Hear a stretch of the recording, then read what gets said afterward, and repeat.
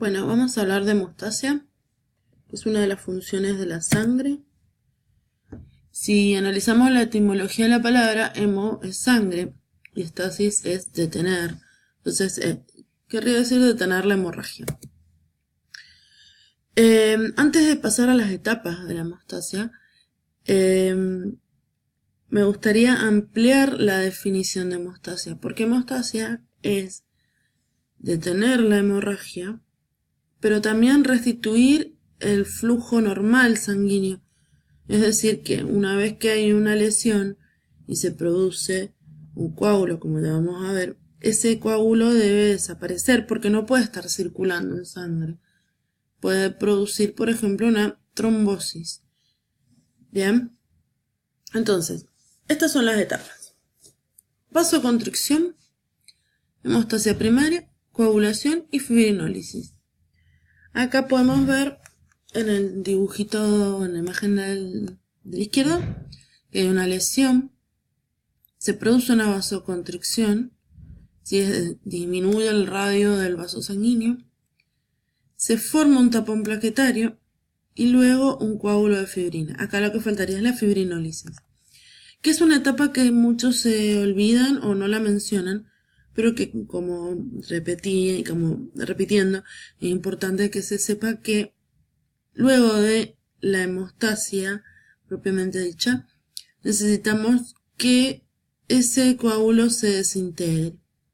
Entonces, acá hay un pequeño gráfico de cómo sería un vaso sanguíneo.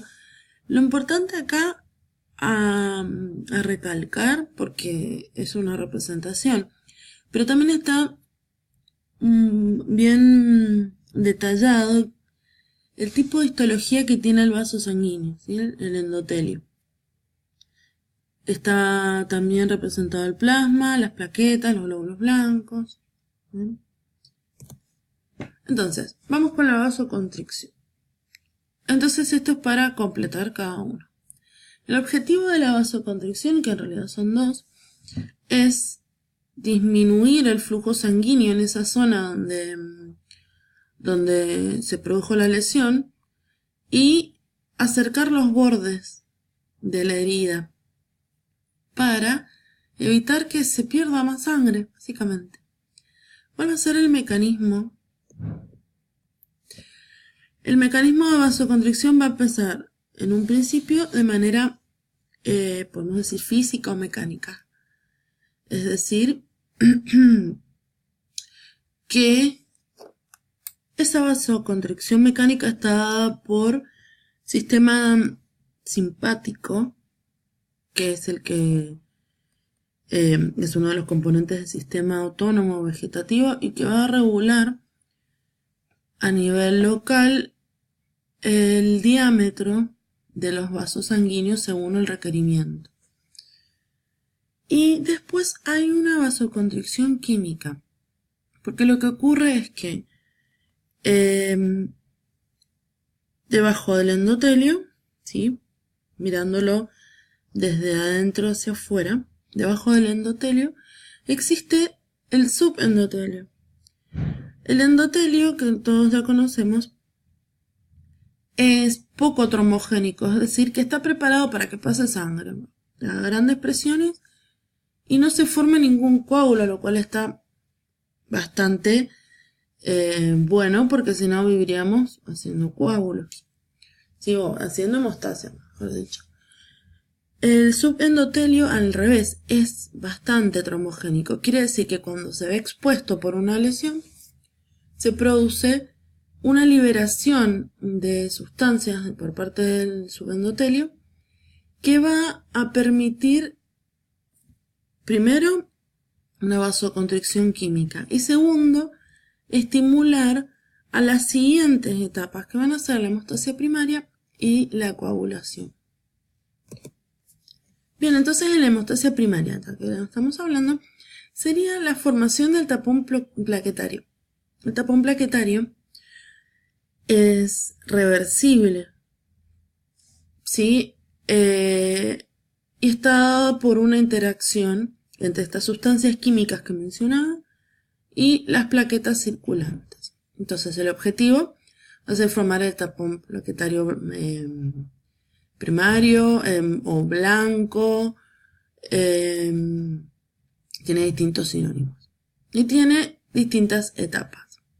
Primero entonces dijimos que las plaquetas van a ser atraídas por esas sustancias liberadas por el subendotelio. Acá vemos algunas plaquetitas que están marcadas. ¿Sí? Y tenemos las tres etapas de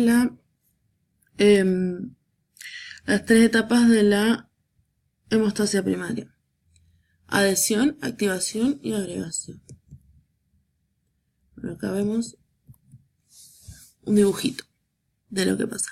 Lo primero que va a pasar, entonces dijimos, vuelvo acá, es que se van a adherir, porque esas plaquetas fueron atraídas por esas sustancias del subendotelio y al detectar una lesión se adhieren, se pegan a la herida a través de algo que se llama factor de von Willebrand.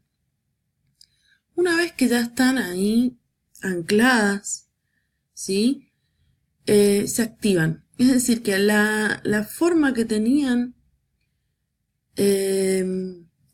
muta a algo más redondeado y liberan otras sustancias químicas, entre ellas serotonina, factor plaquetario, tromboxano. ¿Sí? Estas sustancias van a permitir que se produzca lo que sigue. ¿Bien? Y también van a llamar a otras plaquetas.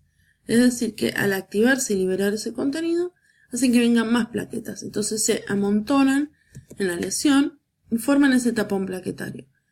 Si la hemorragia se detiene ahí, este tapón plaquetario desaparece. Pero si no se detiene, vamos con la siguiente etapa, que es la coagulación. El objetivo de la coagulación es transformar una proteína soluble en agua, que es el fibrinógeno, a una insoluble que se llama fibrina. Y este va a ser el tapón definitivo, o el coágulo verdadero también se le llama. Entonces ese va a ser el objetivo, transformar esa proteína soluble en una insoluble.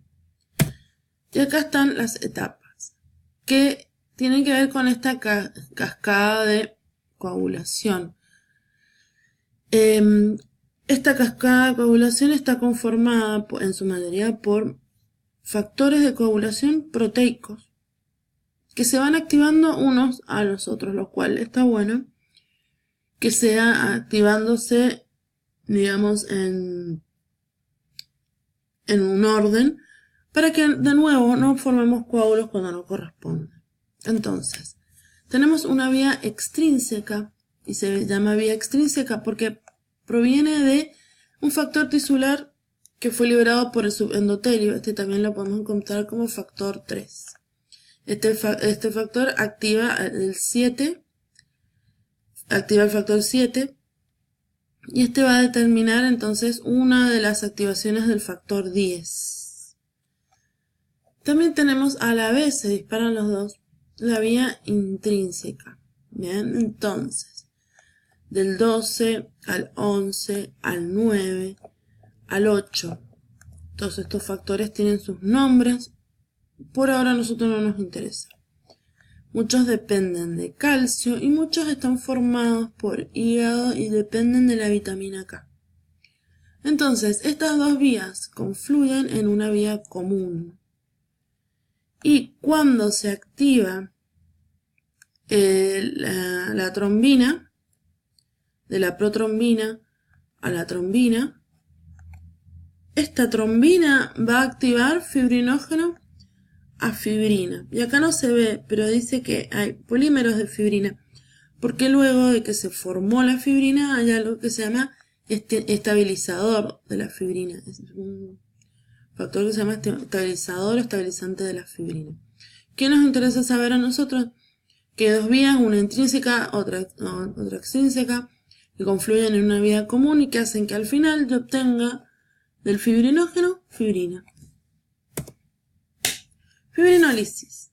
Objetivos. Entonces, acá hoy vamos a hablar de desintegrar el coágulo y de recuperar el flujo normal sanguíneo. El mecanismo es activar el plasminógeno a plasmina. La plasmina es proteolítica y degrada el coágulo. Y entonces, al degradar el coágulo, al desintegrarlo, ya tenemos la sangre circulando normalmente.